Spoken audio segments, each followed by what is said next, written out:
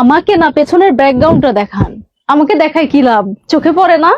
এগুলো চোখে পড়ে না? আসেন আসেন, সরাসরি দেখাই, আসেন। মানুষের জীবন কেমন হতে পারে, আসেন। এই যে আমরা যারা 10 তলা বিল্ডিং এর নিচে থেকে শান্তির ঘুম ঘুমাই আর অসহায় মানুষগুলোর খবর রাখি না, আসেন আসেন, তারা আজকে দেখাবো কি অবস্থা, মানুষ কোথায় বাস করে। আগে লোকটা দেখেন, পরে আমি কথা বলতেছি। লোকটা দেখেন জাস্ট, আসেন এবার।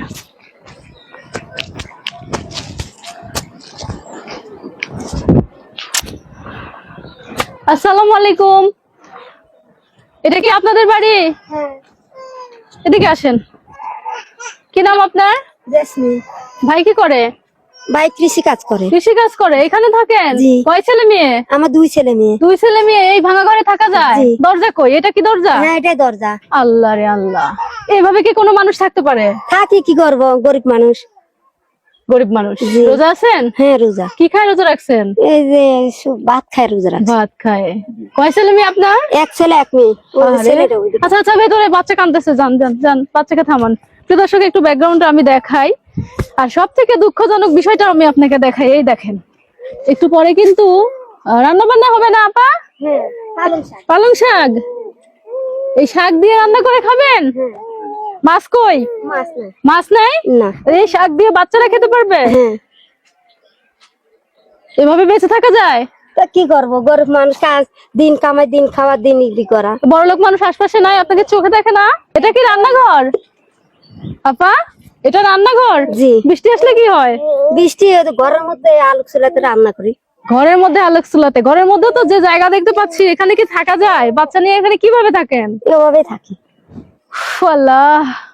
প্রিয় দর্শক, এই দেখেন, এটাকে বাড়ি বলা চলে না, গাছের তলা বলা চলে। এই দেখেন, একটা ছোট খাটো লিচু চারা হয়েছে, এই লিচু চারার নিচে এই দেখেন রান্নাঘর। দেখেন, দরকার আছে কি শেপ শেপ করে রাখা, সাজিয়ে রাখা সেই বড় ফ্ল্যাট বাসার রান্নাঘর?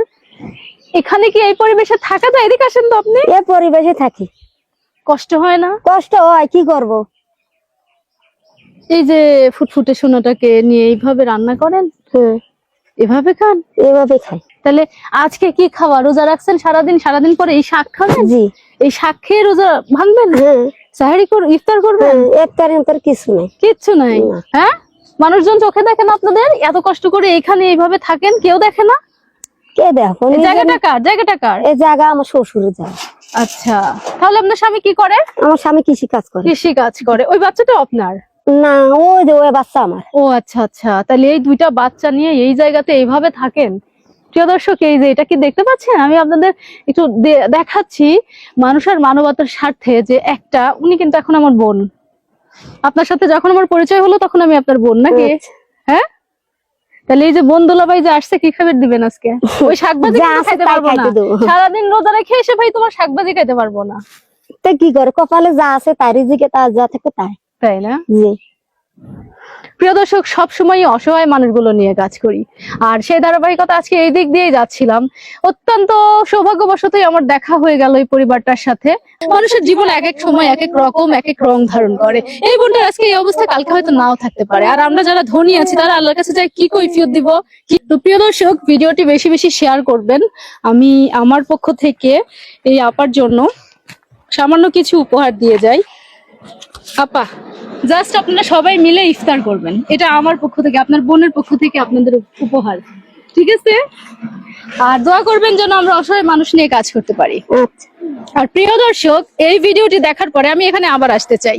আমি এই 3 বোনের পাশে দাঁড়াতে চাই, তাদের একটু হলেও অভাব কমাতে চাই, তাদের একটু কর্মসংস্থানের ব্যবস্থা করে দিতে চাই, যাতে করে তারা নিজের পায়ে নিজের সংসার চালাতে পারে, যাতে করে তারা জীবনের নির্মম বাস্তবতা থেকে বেরিয়ে আসতে পারে।